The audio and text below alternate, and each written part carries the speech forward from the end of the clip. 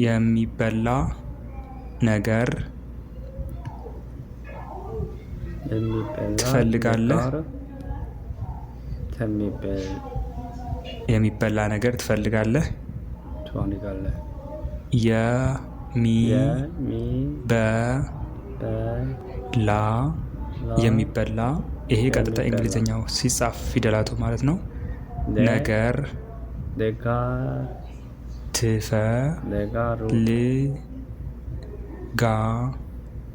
ትፈልጋለህ? የሚበላ ነገር ትፈልጋለህ?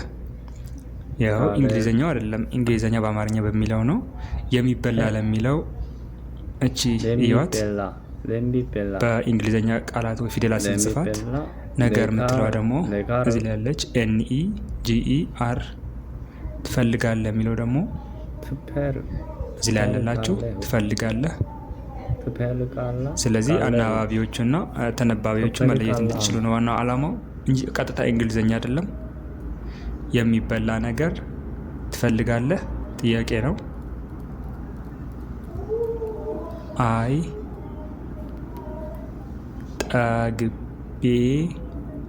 ጠግቤያለሁ። አይ ጠግቤያለሁ። እንግሊዘኛው ስንጽፍ ደግሞ AY ይሄ እንደ አይ ነው። TEG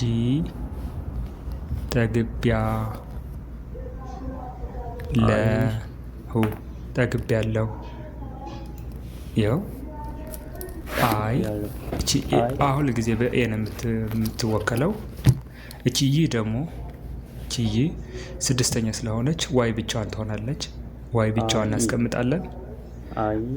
ማንኛውም ፊደል የራሱ እንግሊዘኛ ውክልና አለው። የፊደል በዋይ ስለሚወከል ስድስተኛዎቹ ደግሞ ብቸኛ ስለሆነ በዚች ዋይ ትወከላለች። ስለዚህ አይ ብለን እንደዚህ እንጽፋለን። ጠግቤያለሁ ለሚለው ደግሞ ይኸው ጠግቤያለሁ። መጨረሻ ላይ ኤችው ያለው ሁ ነው የሚያመላክተው። ሁ አይ ጠግቤያለሁ። ቀጣይ የሚሆነው ደግሞ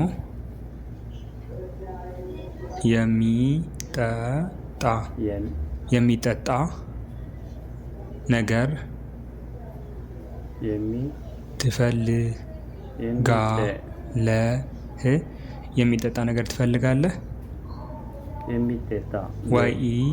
YEMITETA እቺ የሚጠጣ ነው የምትነበው በእንግሊዘኛ።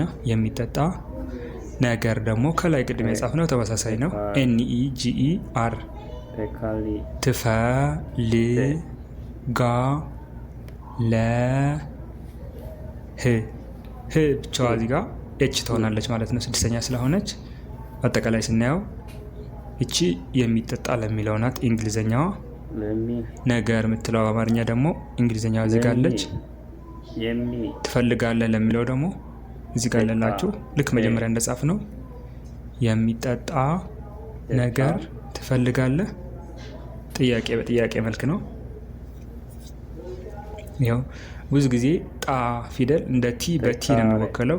ቲና ተና ጠ በአማርኛ፣ በእንግሊዘኛ በቲ ነው የሚወከሉት። ሁለቱም በቲ ነው የሚወከሉት።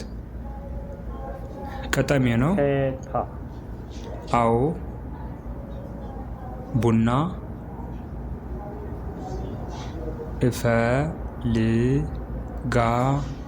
እፈልጋለሁ። አዎ ቡና እፈልጋለሁ። አዎ AWO ይሄ እንደ አዎ ነው። ቡና እፈልጋለሁ። አዎ ቡና እፈልጋለሁ። ያው እዚህ ጋር አዎ የሚል ይላለላችሁ። አዎ AWO። ቡና የሚለው ደግሞ እዚህ ጋር አለ BUNA ቡና። እፈልጋለሁ የሚለው ደግሞ እዚህ ጋር አለላችሁ እፈልጋለሁ። ስለዚህ አንድ ላይ አዎ ቡና እፈልጋለሁ። ቡና ለሚለው እዩት። ቡ ሁለተኛ ስለሆነ BU እንወስዳለን እና አራተኛ ስለሆነ NA። ስለዚህ ቡና ብለን እናነባዋለን። ይሄ አማርኛ በእንግሊዝኛ የተጻፈውን ማለት ነው። ቀጣይ ደግሞ ቦታ ስለማይበቃኝ በዚህኛው ፔጅ አድርጌላችኋለሁ። በቀኝ በኩል ዛሬ ምን ለማድረግ አስበሃል? ዛሬ ምን ለማድረግ አስበሃል? ዜድ አርኢ ይሄ እንደ ዛሬ ነው። ኤምኤን ምን ለማድረግ ምን ለማድረግ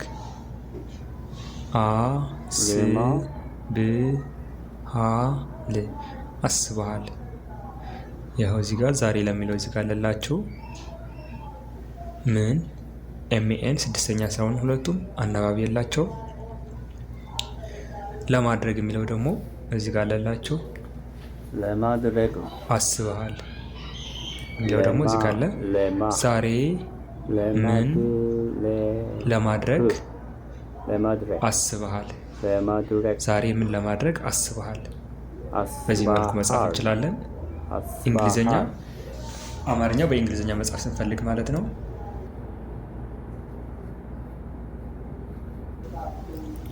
ዛሬ ልብስ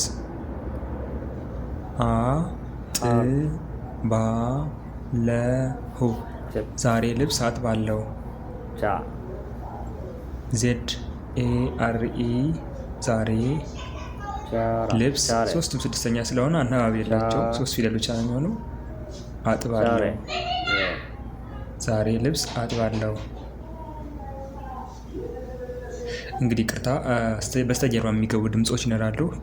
ይቅርታ ጠይቃለሁ። ትንሽ አካባቢያችን ሰው ብዛት ስላለበት ነው። ለዛ ነው ድምፁ ትንሽ የሚረብሽ ድምፅ በኋላ የሚገባው ማለት ነው። እሺ ዛሬ ልብስ አጥባለሁ። ዛሬ ልብስ አጥባለሁ። በዚህ መልኩ መጻፍ እንችላለን። አናባቢውና ተነባቢውን በስርዓት ለመጻፍ ያልነው። ዛሬ ልብስ አጥባለሁ። ከዚሁ ቀጥለን የምናየው የሚሆነው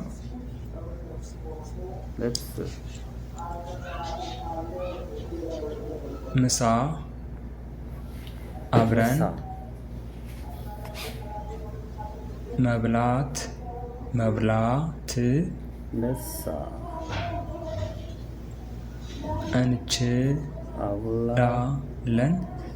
ምሳ አብረን መብላት እንችላለን። ኤምኤስኤ ምሳ አብረን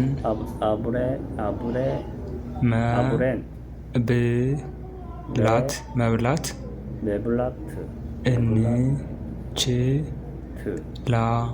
እንችላለን። ምሳ አብረን መብላት እንችላለን። ይሄም ጥያቄ ነው። ምሳ ለሚለው እዚህ ጋር ያለላችሁ ምሳ አብረን መብላት እንችላለን። ጥያቄ ምልክት ነው። ምሳ አብረን መብላት እንችላለን። በዚህ መልኩ መጻፍ እንችላለን። ምሳ ለሚለው ስድስተኛ ምን ስለሆነች ኤም ብቻዋን እንወስዳታለን። እዚህ ጋር አለች ኤም ብቻዋ። ሳ ደግሞ አራተኛ ስለሆነ ኤስኤ። ስለዚህ እንዴት ማወሳሰድ እንደሆነ እንድታይት ብዬ ነው። በዚህ መልኩ አናባቢ መውሰድ ትችላላችሁ። ስድስተኛ ፊደላቶች ብዙ ጊዜ እንትን የላቸውም፣ ብቻቸው ናቸው የሚቀመጡ። እቺ ደግሞ አራተኛ ስለሆነች ኤ ትወስዳለች። ምሳ አብረን መብላት እንችላለን። ጥያቄ ነው። ቀጣይ የሚሆነው ደስ ይለኛል።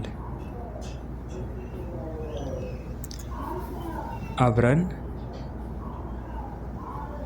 እንበላለን።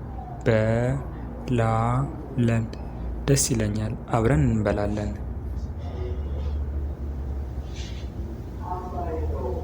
ደስ ይለኛል። አብረን እንበላለን።